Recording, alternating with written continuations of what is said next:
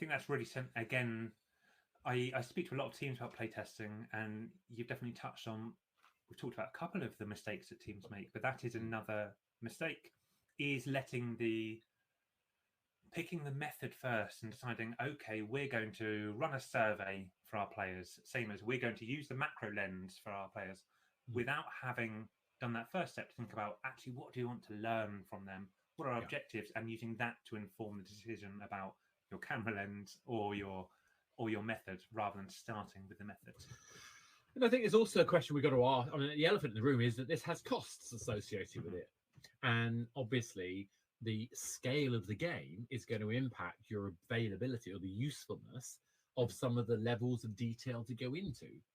You know, if you've got an indie game that's going to sell 10,000 copies, that's very different from an online service provider.